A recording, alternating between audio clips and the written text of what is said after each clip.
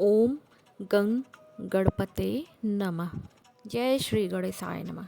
आप सभी भक्तजनों और माताओं बहनों को संकष्टी चतुर्थी या हेरम्ब चतुर्थी व्रत की हार्दिक शुभकामनाएं। कृष्ण पक्ष और शुक्ल पक्ष में मनाई जाने वाली चतुर्थी तिथि भगवान श्री गणेश जी की पूजा के लिए अत्यंत ही शुभ मानी जाती है। लेकिन जब यह चतुर्थी तिथि भाद्रपद मास में पड़ती है तो यह अत्यंत ही शुभ हेरम्ब संकष्टी चतुर्थी के नाम से जानी जाती है या भादवा चतुर्थी या बहुला चौथ के नाम से भी जानी जाती है। रिद्धि सिद्धि के दाता भगवान श्री गणेश जी की पूजा और व्रत के लिए अत्यंत ही फलदायी माने जाने वाली हेरम्ब संकष्टी चतुर्थी जब मंगलवार के दिन पड़ती है तो अंगार की चतुर्थी भी कहलाती है। आइए जानते हैं हेरम्ब संकष्टी चतुर्थी व्रत की पूजा विधि और धार्मिक महत्व। पंचांग के अनुसार इस साल भाद्रपद मास के कृष्ण पक्ष की चतुर्थी 12 अगस्त 2025 को प्रातःकाल 8:40 से प्रारंभ होकर 13 अगस्त 2025 को प्रातःकाल 6:35 तक रहेगी।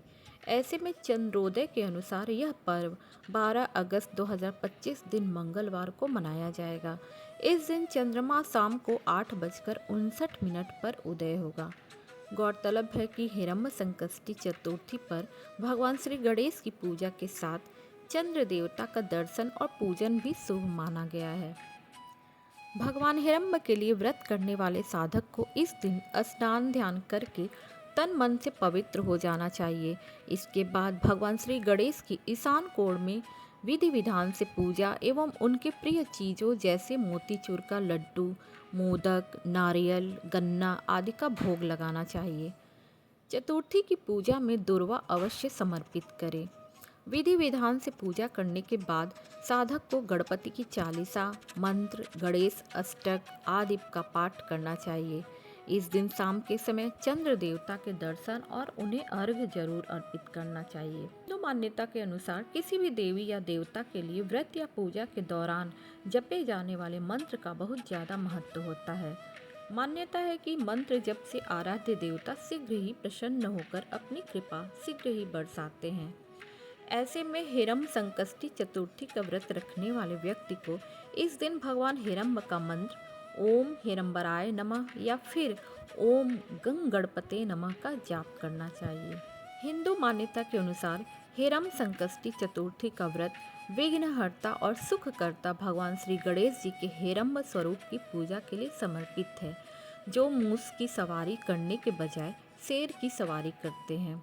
हिंदू मान्यता के अनुसार सूर्य के उदय होने से लेकर शाम को चंद्रोदय तक व्रत रखा जाता है। यह व्रत अत्यंत ही पुण्यदायी माना गया है।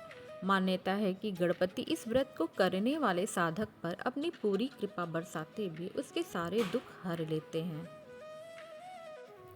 आइए जानते हैं बहुला चौथ व्रत की कथा क्या है। बहुला चतुर्थी के दिन भगवान श्री गणेश और चंद्रमा की पूजा का विधान है। ऐसे में इस दिन एक कथा प्रचलित है जिसे अगर आप करते हैं तो भगवान आपके पुत्रों की रक्षा करेंगे। बहुला चतुर्थी या कहे संकष्टी चतुर्थी माह के कृष्ण पक्ष की चतुर्थी तिथि को मनाया जाता है। यह तिथि बहुला चौथ के नाम से भी जानी जाती है। इस साल यह पर्व 12 अगस्त 2025 को मनाया जाएगा। इस दिन भगवान गणेश के निमित्त व्रत किया जाता है।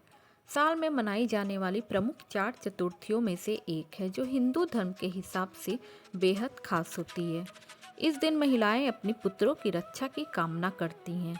इस दिन भगवान गणेश और चंद्रमा की पूजा का भी विधान है। पूजा के दौरान एक कथा प्रचलित है जिसे करने या सुनने पर भगवान प्रसन्न होते हैं और भक्त के पुत्रों की रक्षा करते हैं। तो आइए जानते हैं कि बहुला चतुर्थी की कथा क्या है। बहुला चतुर्थी की कथा।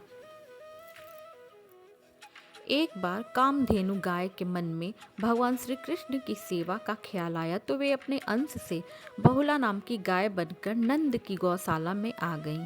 वो जानती थीं भगवान कृष्ण को गायों से बड़ा स्नेह है। ऐसे में वह भगवान की सेवा में लग गई। भक्ति भाव को समझकर कृष्ण जी ने सोचा कि बहुला की क्यों न परीक्षा ली जाए। तो जब बहुला वन में घास चर रही थी तब भगवान सिंह यानी शेर के रूप में आ गए।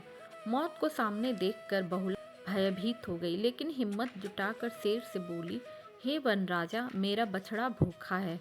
मुझे बछड़े को दूध पिलाकर वापस आने की इजाज़त दे तो मैं आपका आहार बनने वापस आ जाऊंगी।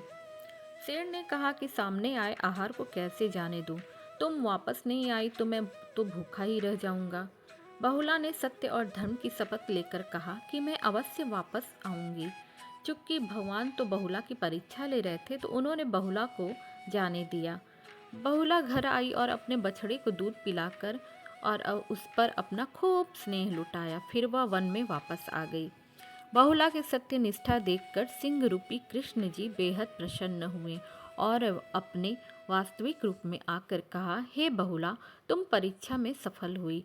अब से भाद्रपद चतुर्थी के दिन गौ माता के रूप में तुम्हारी पूजा होगी और तुम्हारी पूजा करने वाले भक्त को धन और संतान का सुख प्राप्त होगा।